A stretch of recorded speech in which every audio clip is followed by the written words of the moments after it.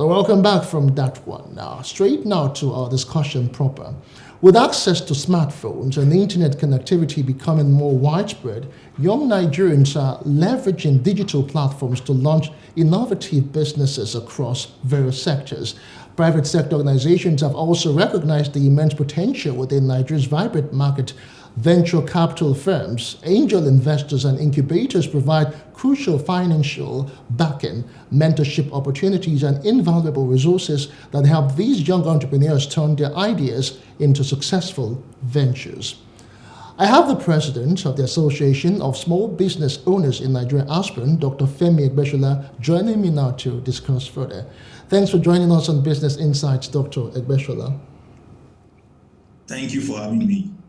All right, let's talk about youth entrepreneurial issues in Nigeria, and of course, how they can get into different startups.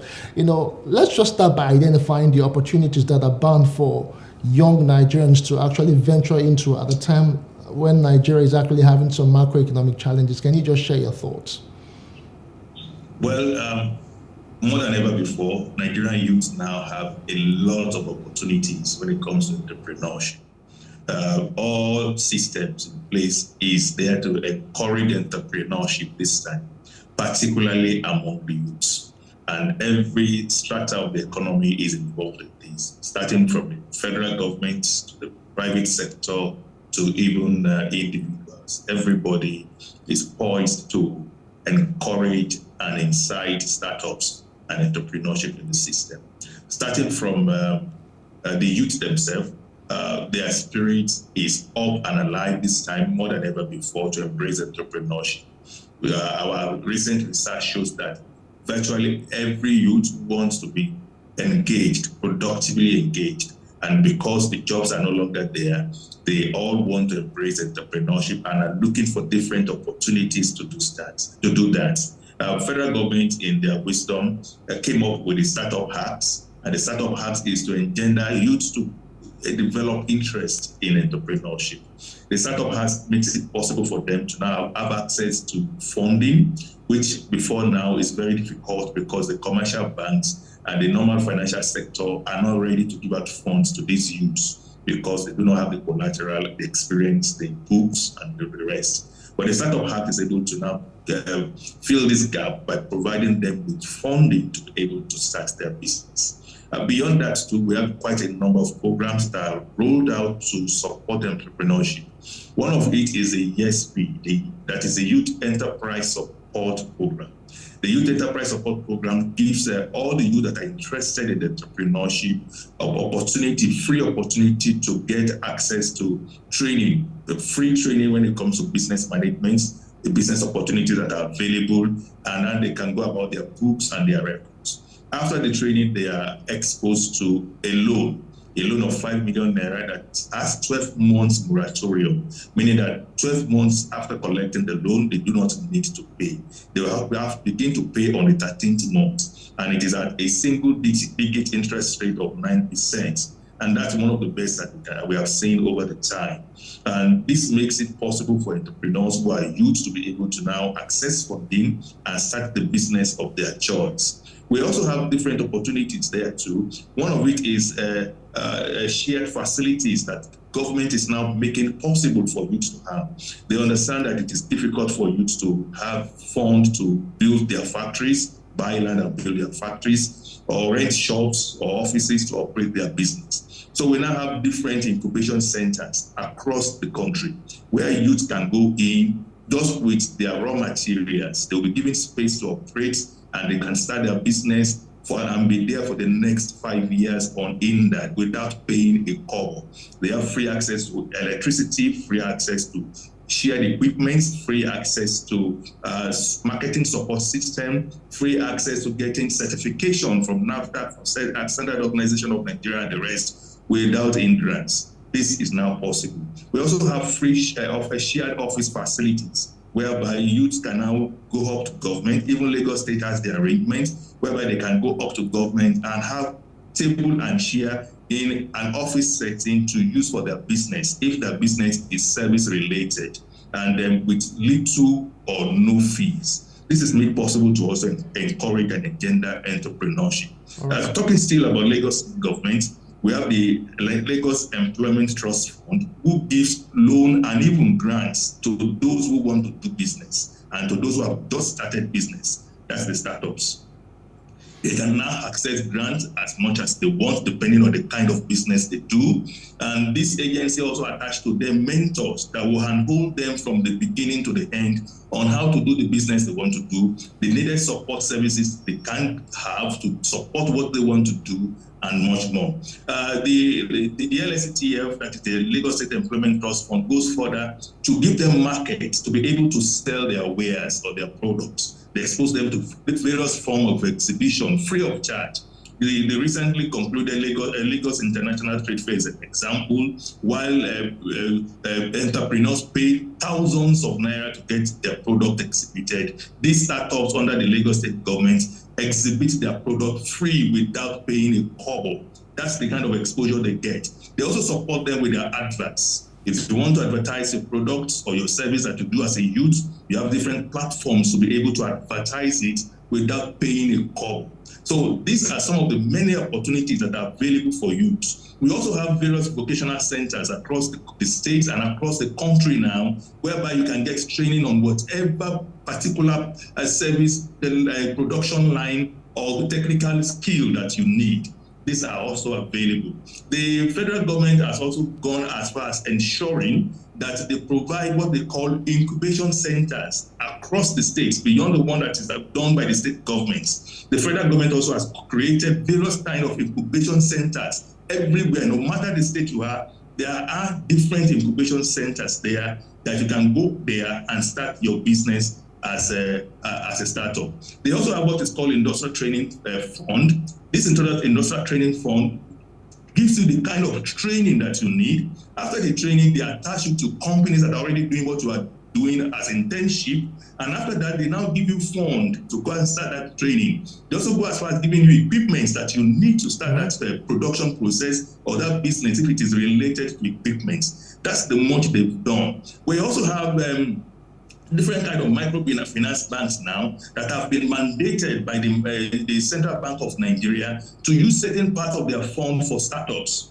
And they have created different desks now for startups in these microfinance banks to support industries, service-related companies, tech industries also, that are coming up that do not have the collaterals and what have you. We also have private organizations coming up to support startups now and the youth. So many of them. Recently, just this month, we have Google coming up to support certain numbers of entrepreneurs with $4 million. That's a lot, with $4 million.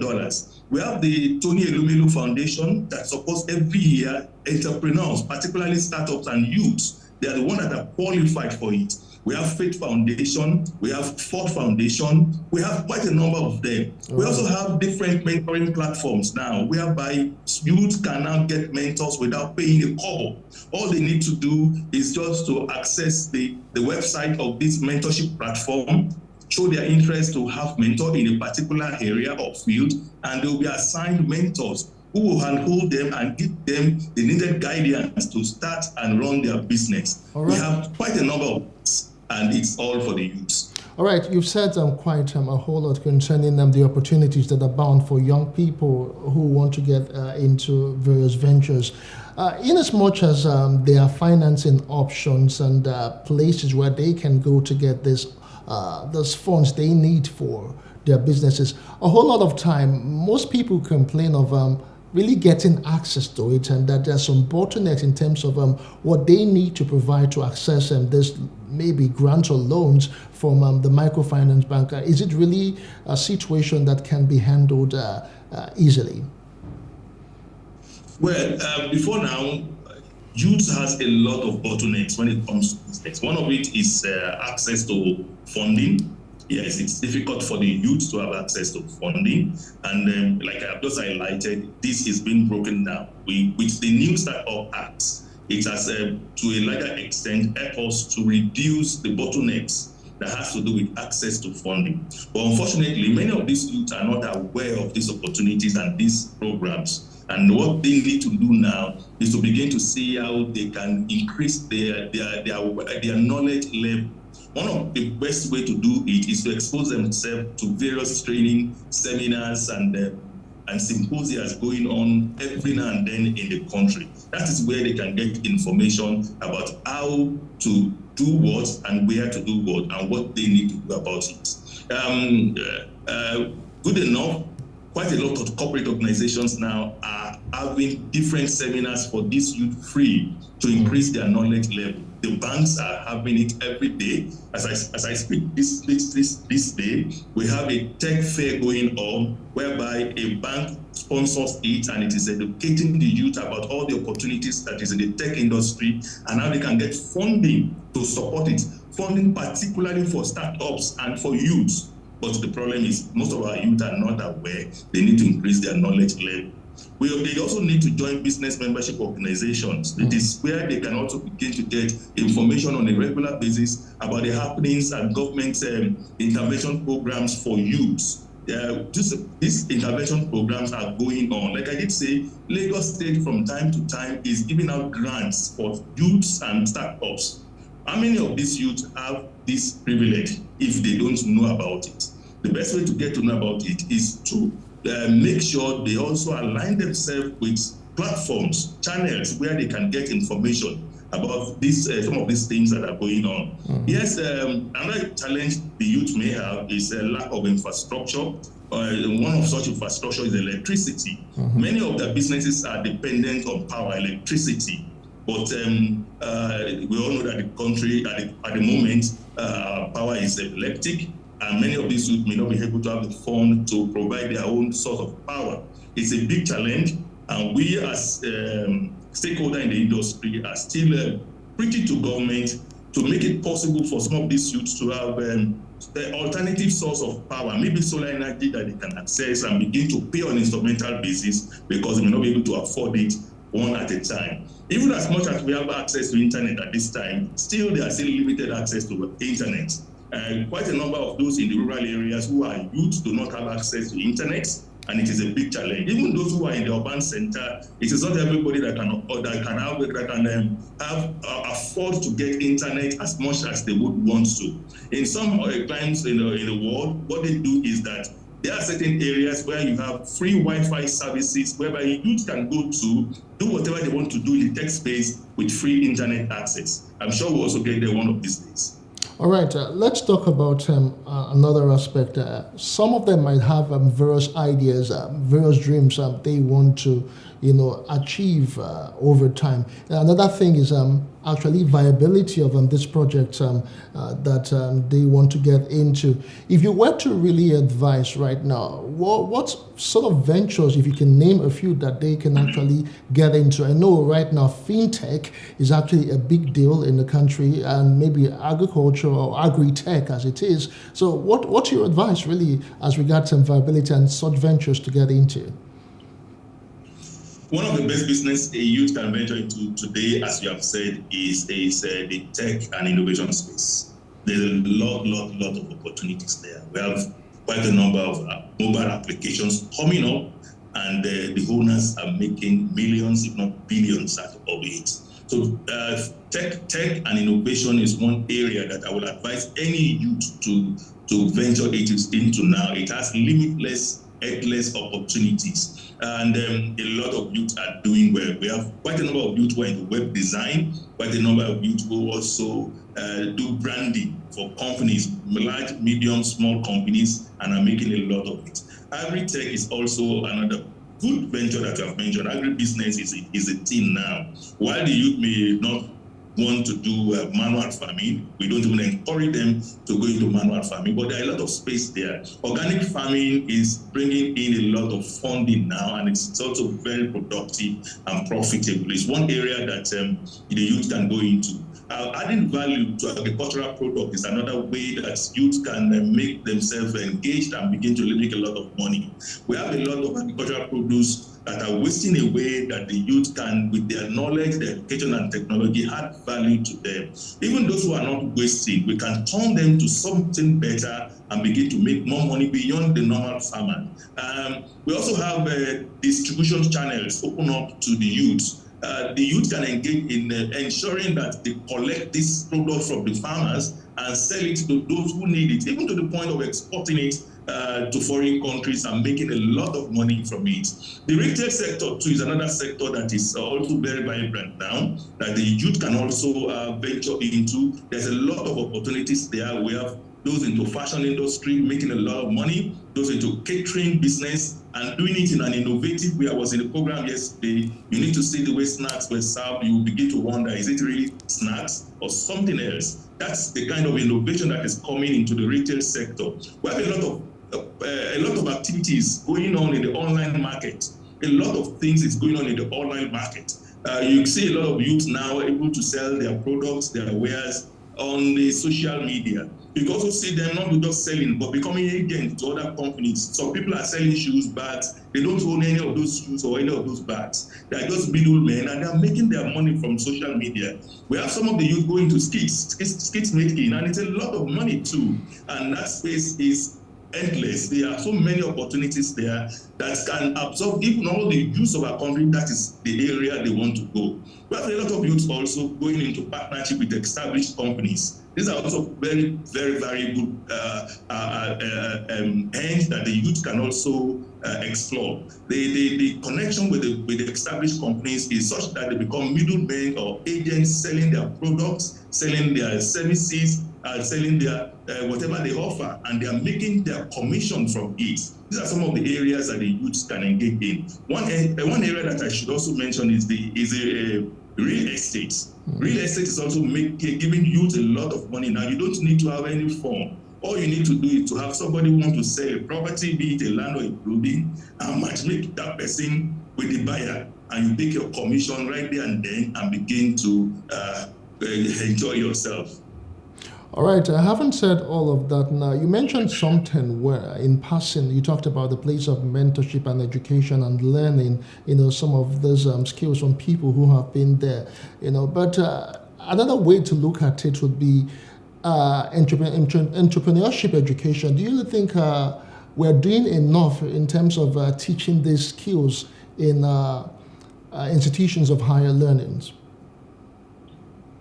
Well, before now, there's a big gap in the higher institution when it comes to entrepreneurship. There's a very, very big gap, but that is closing up this time. Closing up in the sense that, one, we don't have a lot of NGOs coming up now to advocate for the need to have entrepreneurship as part of the curriculum in higher institutions. And if you look at it now, most of the higher institutions now have entrepreneurship education as part of their curriculum. In fact, there is also an MOU signed now by the League of Higher Institutions with stakeholders in entrepreneurship, including our own association, to give internship to those who have been trained in the higher institution to come to our end and have 3 months, 6 months training, on-the-job training of what they have received as theory in the higher institution to now look at the practical side of it, and it is working. You also discover that the government at all levels, federal and state,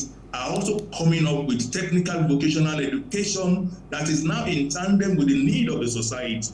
Before now, what we have in these vocational centers is that they are trained on skills that are archaic, on skills that are not needed in the market. But now what they now do is that they now conduct skills that are demand-based, what the market needs. They now go out and conduct research on what is available in the market, what does the industry needs. And these are the data that now make up what they now use as their basis for training these students so that they can be relevant to the needs of the society. And I think we are making a lot of progress in that regard. With what is happening now in the next few years, I foresee that we are going to have so much training beyond what the youth needs, because a lot of activities is going on there.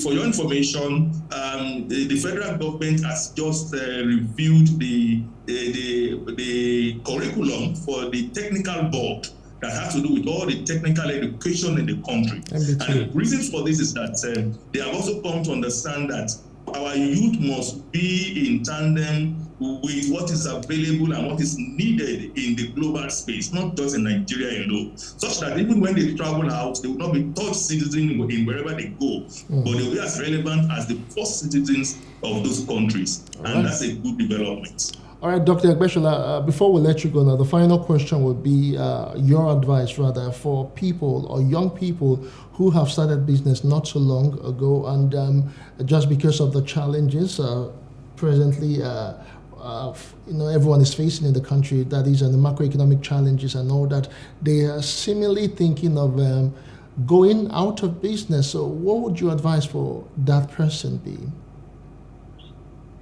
Well, before I go into the advice, I want to say that we have two categories of youths going into business. The first category are those who are going into business because, not that they are interested in the business, but they've tried all means and they think that the only way they can feed is just to go into something, and that thing is business. The next category is those who have passion for business. They really want to go into business, and that is driving force that makes them go into business. Those are the ones that can do enduring business. And I think while my advice would be for the generality, but particularly for those who have developed passion for what they want to do and have gone to the point of starting a business. So I want to advise them that in every disadvantage, there's an advantage. One advantage we have now is that quite a number of youths are leaving this country in the name of Japa. Quite a number of those who have also started business are folding up. And that is a reason for those who are in the business, for the seriousness of it, to stay put. Because it means that the competition is reducing. It means that the market is increasing for us. And it means that if we're able to endure this period, it is a time that we're going to enjoy to the utmost whatever we have labored for now. So I want to encourage you to be persistent, to endure, and to continue to be innovative about what to do.